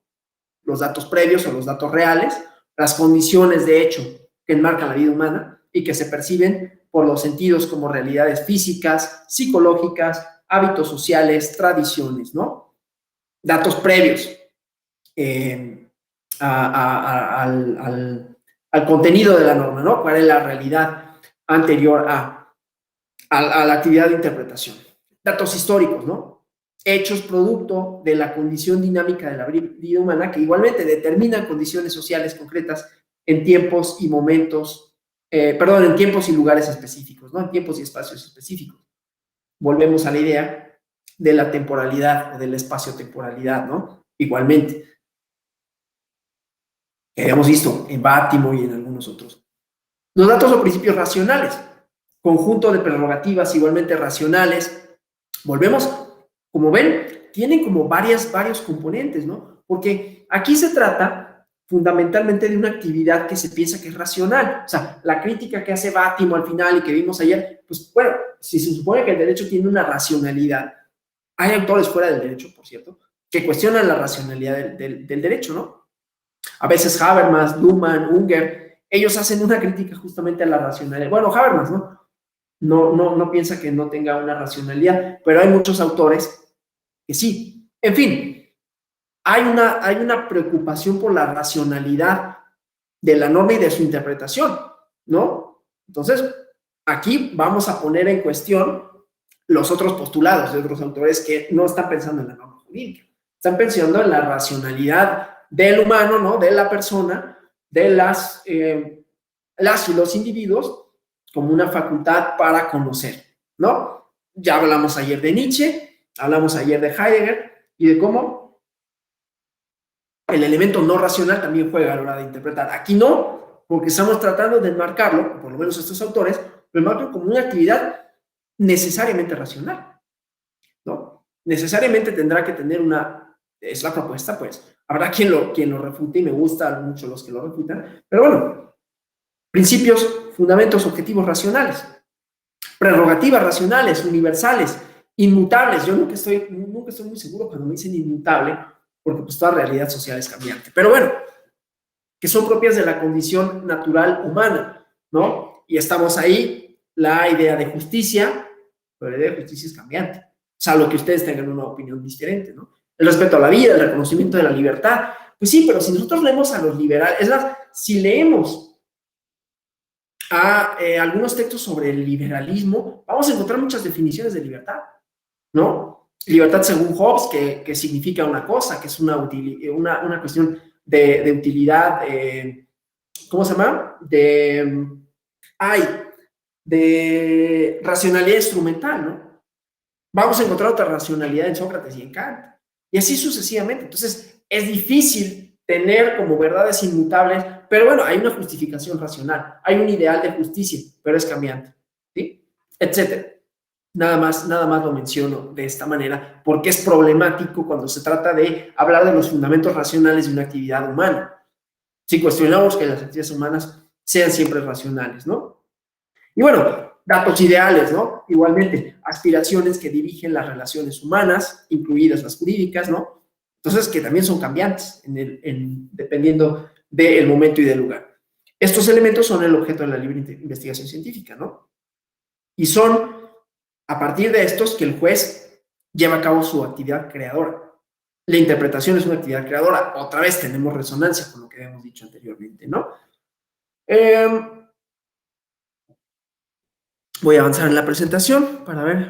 Ay, espero que acabemos porque la Escuela del Derecho Libre, en donde es un movimiento, ¿no? Un movimiento que supone o que está a favor de una libre jurisprudencia, ¿no? Es una corriente que inicia en Alemania y que no nace como un conjunto sistemático de ideas, de principios, ¿no? Es un movimiento académico en contra de la tesis de la plenitud hermenéutica de los sistemas jurídicos, otra vez otra respuesta a la idea del sometimiento incondicional de los jueces a la letra de la ley. De acuerdo con esa corriente, el derecho es plástico, es dinámico, es espontáneo, ¿no? Así como la voluntad, así como el poder social de donde surge, y por lo tanto es posible que existan lagunas, ¿no? Y estas deben ser colmadas por la disciplina jurídica, ¿no? Bueno, lo que propone la escuela, lo voy a decir como la escuela, la ciencia y el derecho, yo porque soy reticente a reconocerle carácter científico, ¿no? Problema epistemológico. Se sumerge en las convicciones sociales como fruto de la voluntad colectiva, ¿no? Y entonces las ideas plasmadas que contienen esta escuela no son homogéneas, pero tienen más o menos un rechazo por la doctrina, ¿no? Por aquella doctrina que plantea que la ley es suficiente y es absoluta para regular la vida humana, independientemente del tiempo y el espacio concreto en donde se aplique, ¿no? Un rechazo a la idea positivista de suficiencia, ¿no? Si la ley y las fuentes formales son insuficientes por sí mismas, entonces se requiere de la labor personal y creadora del juez, ¿no? También la ley, de acuerdo con esta escuela, no es la única fuente de derecho positivo. También debe de reconocer significación a las leyes que brotan de la conciencia jurídica colectiva de las sociedades, o sea, le está reconociendo a las sociedades una conciencia jurídica colectiva, ¿no? Y no se posiciona en contra de la hermenéutica tradicional que se hereda o que es heredada por la escuela exegética, ¿no? Propone un modelo de interpretación, en cambio, que se basa en convicciones sociales, en la libertad prudencial, en la prudencia de la actividad juzgadora. También suponiendo que el juzgador la juzgadora, son sujetos racionales, ¿no? Y de esto se desprende que el derecho no puede ser ajeno a las convicciones sociales vigentes, temporalidad y espacialidad, ¿no? No puede hacer oídos sordos a los valores, a la buena fe, a las costumbres, al prudente arbitrio, a la opinión pública, ¿no? No se puede cegar, no puede cerrar los ojos ante la injusticia, ante la angostura de una ley, ¿no? Eso es el derecho libre, ¿no? Las convicciones de la gente sobre lo justo y lo injusto, que de manera efectiva regulan las conductas de los hombres. Entonces, la jurisprudencia conceptual, perdón, me estoy yendo un poquito rápido porque me empieza a comer el tiempo, entendida como el derecho positivo, no puede ir en contra de las necesidades de las convicciones sociales. Entonces, en esta escuela se pretende facultar a la labor jurisdiccional de prescindir de la ley si considera que en una situación determinada esta no ofrece una solución carente de duda. Si cree que el poder estatal o social no habría de dictar la solución de la aplicación de la ley. Y entonces, en tal situación, para dar solución al caso concreto, el juez se inspira en el derecho libre para resolver de manera discrecional, ¿no? En pos de la justicia social, el juez no solo descubre o aplica el derecho, sino que lo crea al individualizar la norma, ¿no? Entonces, la tradición hermenéutica, concretamente jurisdiccional, que hereda la escuela del derecho libre, se basa en convicciones sociales acerca de la justicia, ¿no? Que tiene las ideas de la justicia en una sociedad concreta, en un espacio y tiempo determinados. Entonces, no es de forma absoluta, claro, sino cuando la exacta observancia de la ley, tampoco es que le dé manga ancha para todo, sino que cuando la exacta observancia de la ley no ofrezca soluciones satisfactorias que se basen en la justicia, en las exigencias de la vida misma, ¿no? Y solo de esta manera, de manera prudencial, podrán los jueces prescindir de la ley e iniciar un proceso creador de derecho. De alguna forma, no me hagan así como caso absoluto, pero de alguna forma es lo que vemos cuando un juez inaplica una norma, ¿no? Tiene la facultad de hacerlo cuando no se concreta o cuando no se relaciona con el contenido democrático constitucional, pero hay una labor de interpretación de cuáles son los alcances, los significados, las relaciones que están contenidas en la Constitución, cuáles son los principios, ¿no? Que estos no siempre se valoran de la misma forma. En fin, vamos a la siguiente escuela, el realismo norteamericano, ¿no? Que esta tiene proposiciones bien interesantes. Encontramos a Jerome Frank, que tiene, por cierto, un libro muy interesante que se llama Derecho e Incertidumbre, y que invierte toda, ahorita si nos da tiempo, les cuento un poquito de Jerome Frank, pero bueno, el chiste es que el realismo jurídico norteamericano se manifiesta en contra de la concepción del common law, ¿no? Otra tradición jurídica, que pensaba que era un cuerpo de normas omnicomprensivo, que igualmente, ¿no? Tenía la capacidad de juzgar la totalidad de los casos habidos y por haber, ¿sí? Algo parecido al Código Civil napoleónico, ¿no? Y se llama realismo porque busca justamente la realidad efectiva sobre la cual se apoya, de la cual emana el derecho vigente en un determinado país. Es la función jurisdiccional el lugar en donde lo encuentra, ¿sí? El derecho real y efectivo, de acuerdo con esta escuela, es la resolución del órgano jurisdiccional a cada caso particular. Yo por eso decía que la interpretación real era la jurisdiccional. No es que yo necesariamente me aboque completamente a la escuela del realismo norteamericano, aunque me gusta mucho, ¿sí? Pero justamente, el derecho real, claro, a ver, estamos hablando del sistema del common law, ¿no? En donde, en su momento, el juzgador tenía como mayores facultades para crear de alguna manera, ¿no? Bueno, entonces, la aplicación de la ley es lo que hace el derecho, ¿no? Sí, porque las leyes, los reglamentos, son soluciones, son presunciones probables, pero no una respuesta absoluta carente de duda, ¿no? En última y originaria instancia, la resolución judicial es la que dice efectivamente cuál es la respuesta, ¿no? Entonces, cuando los jueces, antes de que los jueces resuelvan la litis, por medio de la interpretación, por la aplicación posterior de las leyes, no hay derecho, hay una hipótesis, ¿no? El fallo judicial es lo vinculante para las partes, para la sociedad, no la ley escrita. Es la propuesta, ¿no? Desde luego, la ley escrita también es vinculante, en tanto que pues, la mayoría de las personas se adscriben a lo que dice la ley y hacen o dejan de hacer, constituyen relaciones con base en esta, no con base en litigios, ¿no? Entonces, bueno, podríamos decir esta parte, ¿no? Obviamente sí se crea derecho, sí se crean vínculos jurídicos independientemente de que una determinada ley se aplique o no en un litigio, ¿no? Pero bueno, podemos problematizarlo, porque finalmente adscribirse a lo que dice, lo que pasa es que, a ver, si hablamos de contratos privados, por ejemplo, pues no hay una litis de por medio, hay una voluntad, ¿no?, que es fundante de ese vínculo, que establece relaciones de distinto tipo, de distinta índole, que normalmente se van a cumplir, independientemente de que haya una o un juzgador que defina una situación jurídica determinada, ¿sí? Pero bueno, el derecho, pues, para esta escuela se constituye hasta que hay un fallo judicial, que es lo que vincula a las partes, ¿no? Y se pueden hacer estas críticas, claro, pensando siempre que están considerando al common law, ¿no? Que el realismo jurídico norteamericano concede a la actividad jurisdiccional el monopolio de la creación del derecho positivo, porque una ley antes de que se aplique es una pauta en papel que no soluciona un conflicto y el juez las hace efectiva, las hace real,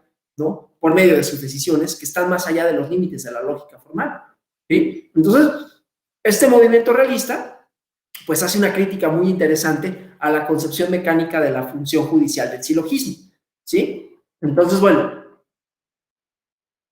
la concepción del derecho, desde que se lo piensa esta escuela, es que se trata de un sistema de normas mutables, ¿no?, que deben adaptarse a las circunstancias nacientes de cada lugar. Entonces, la seguridad jurídica, la pretendida exacta observancia de la ley, se deben de suprimir por un cambio en sentido progresivo, ¿no?, donde los jueces, a través de la interpretación, plasmen la realidad al solucionar conflictos, ¿no? Y entonces la labor interpretativa de los juzgadores se lleva al extremo, digamos, ¿no? O así se dice.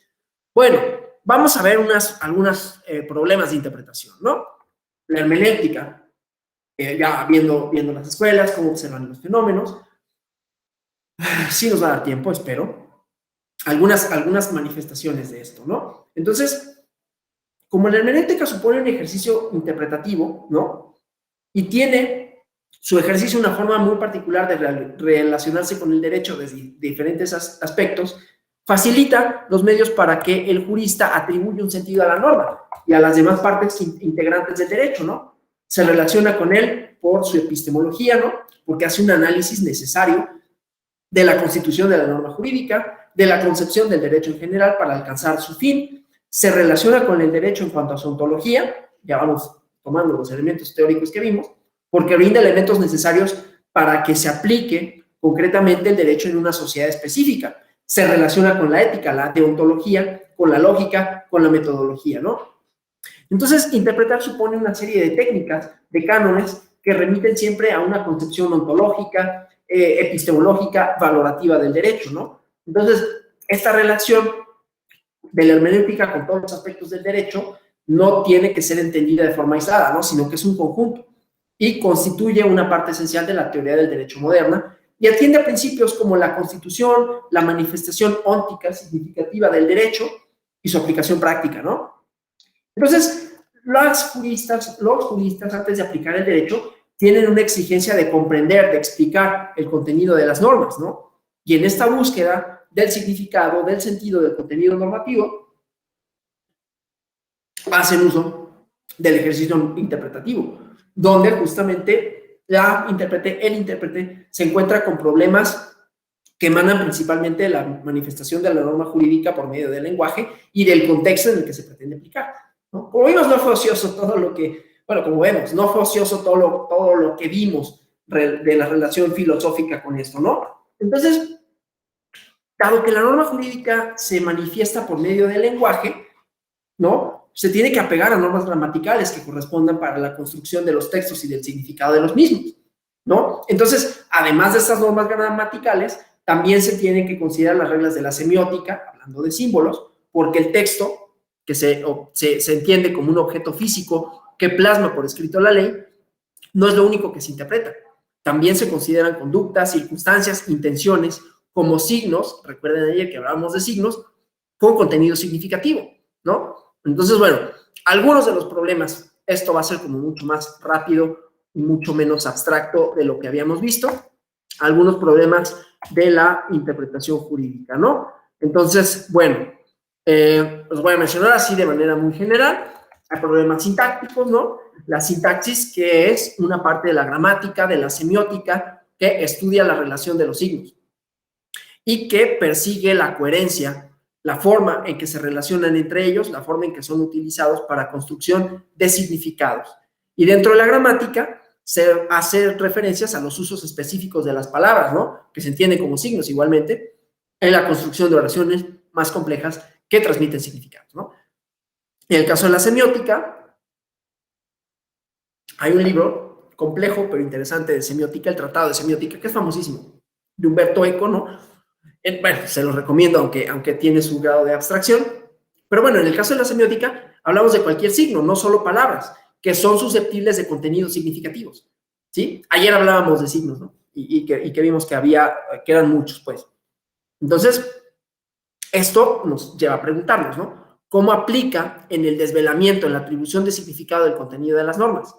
¿No? La relación entre los signos no otorga significado a las proposiciones, pero puede ser determinante para comprenderlo de manera correcta. Dentro del objeto de interpretación, un texto normativo, una acción con toda su intención, siempre existe una relación entre los signos que lo integran, ¿no? Lo cual debe ser coherente para comprender la idea significativa de esta. Entonces, la relación entre signos, los escritos, hay factores particulares. El uso correcto, bueno, aquí nos podemos meter con gramática, uso correcto de la puntuación, de la ortografía, de los pronombres, etcétera, ¿no? Entonces, estos factores, pues, nos implican nuevamente un problema para la comprensión, ¿no? Inclusive, vamos a pensar, es muy común este ejemplo, pero que se ponga una I en vez de una O, ¿no? Para una sanción, etcétera, ¿no? Entonces, bueno, estos detalles, ¿no? De signos discursivos, de signos gramáticos, nos pueden meter en igualmente problemas prácticos, que quizás el ejemplo fue demasiado sencillo para todo lo que dije, ¿no? Que era como más complejo. En fin. Perdón, avancé antes de tiempo, porque vamos a hablar de semántica. Es que me está corriendo, me estoy comiendo el reloj, que avanza muy rápido y quiero acabar. La semántica, ¿no? Como parte de la gramática, de la semiótica, a diferencia de la sintaxis, sí se relaciona con el significado de los signos, que se designa con base en una relación sostenida entre los signos y los objetos que la designan. Si la norma jurídica es un signo escrito, ¿qué objetos hace referencia a esta, no? Entonces, el tipo de problemas semánticos cuando se interpretan las normas jurídicas es la atribución de significados a los signos, ¿no? Esta atribución de significado que no es nada más el texto de las palabras, las oraciones, porque en el derecho no únicamente interpretamos lo escrito, también conductas, intenciones, circunstancias, ¿sí? Entonces, es ahí donde retomamos la obra de Paul Ricoeur, de Gadamer, ¿no?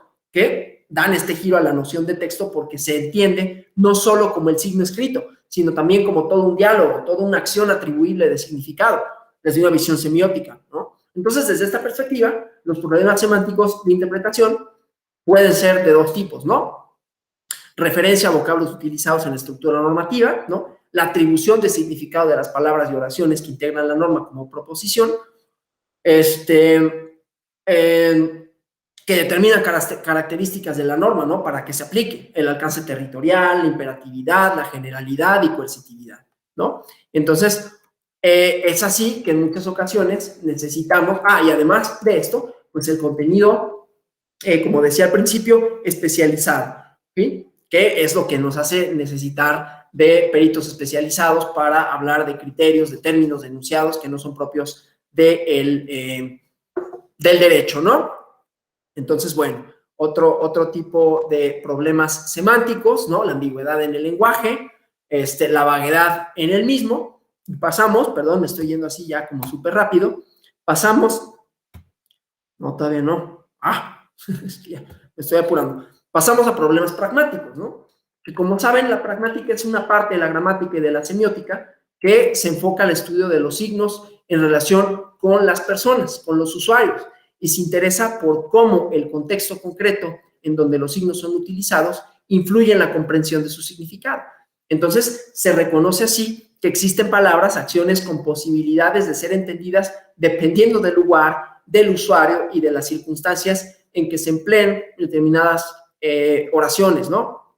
Y que en muchas ocasiones se encuentran sujetas a cuestiones culturales, ¿sí? Es lo que pasa mucho en México, ¿no? La diversidad cultural puede significar que haya diferentes atribuciones de significado a una palabra en concreto, ¿no? Entonces, los principales problemas de tipo pragmático en la interpretación de la norma jurídica es donde no hay correspondencia entre lo que prescribe la norma y la realidad en donde se pretende aplicar, ¿no? Esa es como la parte importante de esto. Vamos a los problemas lógicos, ya para terminar, que se refiere sobre todo a problemas ya no de tipo lingüístico, ¿no? No únicamente desde el punto de vista de la gramática o de la semiótica, sino cuestiones que se ubican dentro del campo de la lógica formal, en relación con la correcta estructura del pensamiento, con el principio de coherencia normativa, que concibe al sistema jurídico como un todo unitario, ¿no? Estos problemas lógicos normalmente colocan al intérprete frente a disyuntivas normativas, ¿no? Entre los más comunes están las antinomias, las contradicciones, las inconsistencias y las redundancias, ¿no? Que ya van conociendo en las clases de lógica jurídica. Bueno, ¿qué más? No, pues yo creo que ya nada más, porque si no, no tendremos espacio para preguntas. Bueno, entonces, eso, ¿no? ¿Cómo corregimos, ¿no? Contradicciones entre preceptos, que hay inconsistencias normativas, perdón, tenemos una diapositiva más que ejemplifica algunos de los problemas lógicos, ¿no? Y bueno, a final de cuentas, vemos esta parte de la hermenéutica y la pureza, ¿no? Si describimos significados de la norma o prescribimos, qué interpretación utilizamos, qué carácter le damos al derecho, cómo valoramos unas ciertas relaciones sociales, ¿no? Bueno, esos eran, decía, algunos problemas de interpretación que se van corrigiendo dependiendo de la naturaleza del conflicto de que se trate, dependiendo del problema de interpretación de que se trate, y se hará uso de diferentes metodologías igualmente de interpretación. Bueno, preguntas hasta aquí. Voy a quitar la presentación. Preguntas, comentarios, algo que deseen añadir con relación a lo expuesto. Sé que me fui rapidísimo al final. Discúlpenme, ya me empezaba a comer el tiempo. Pero bueno, agotamos el tema.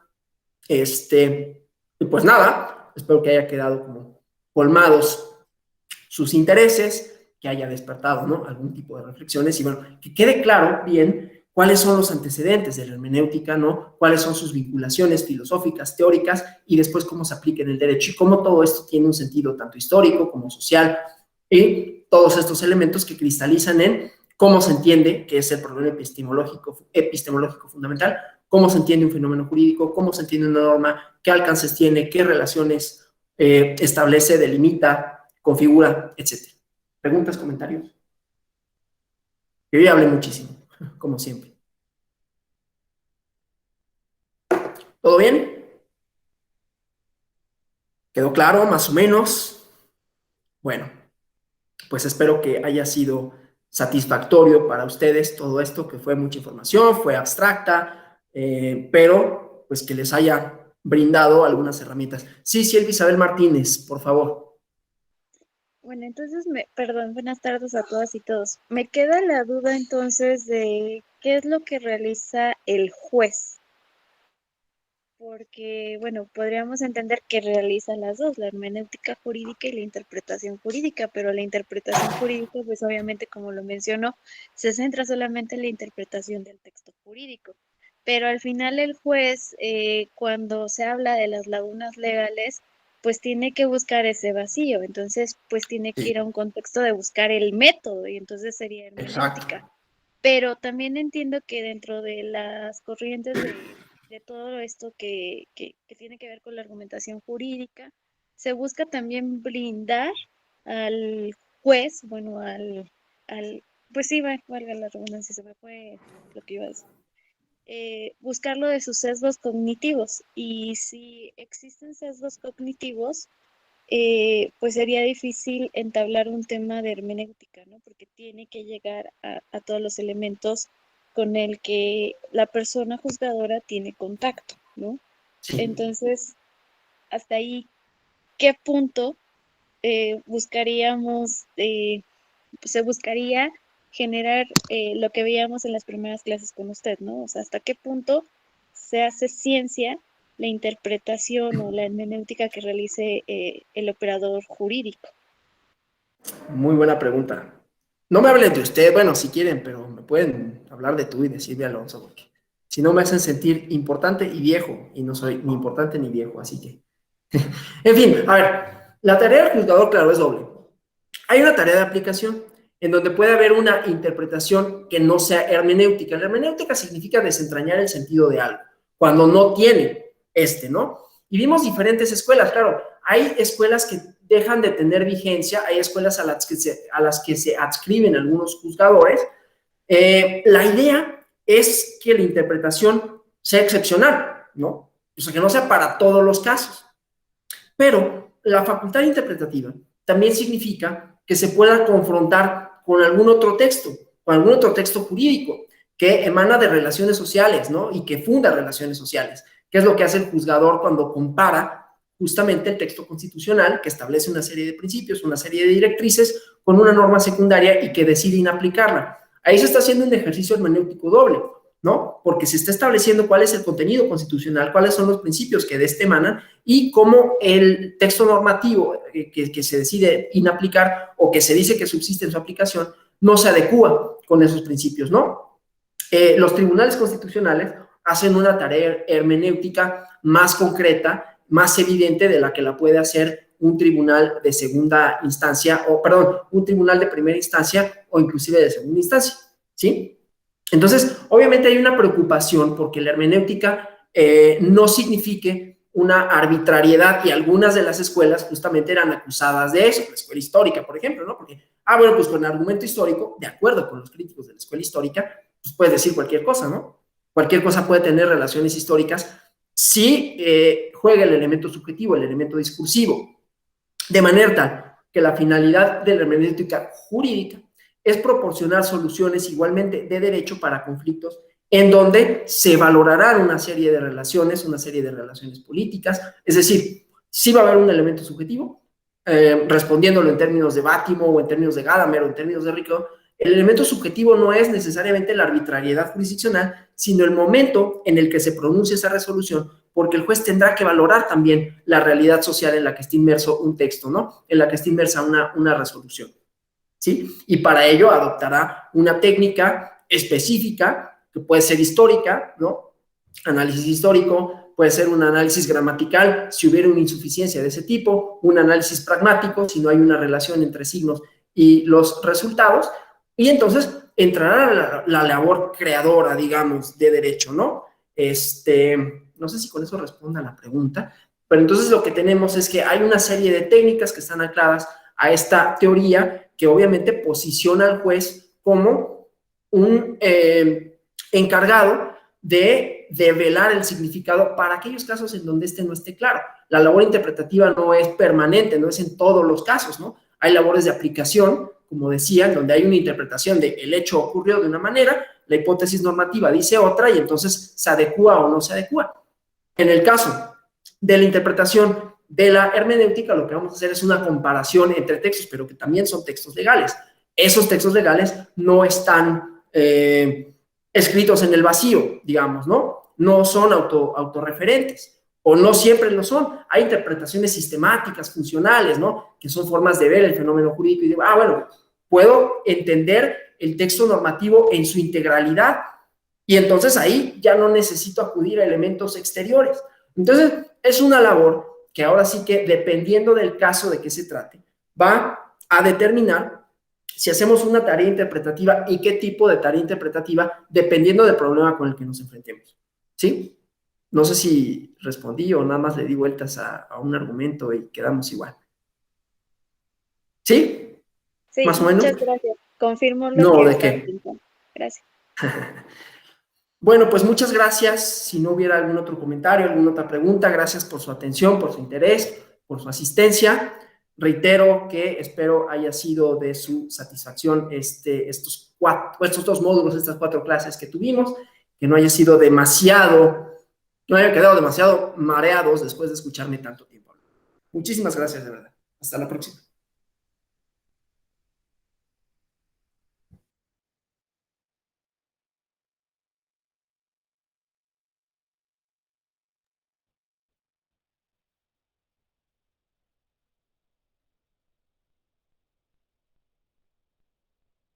Gracias por los comentarios. Buenas noches. Hasta la próxima. Gracias. No, al contrario. Un gusto.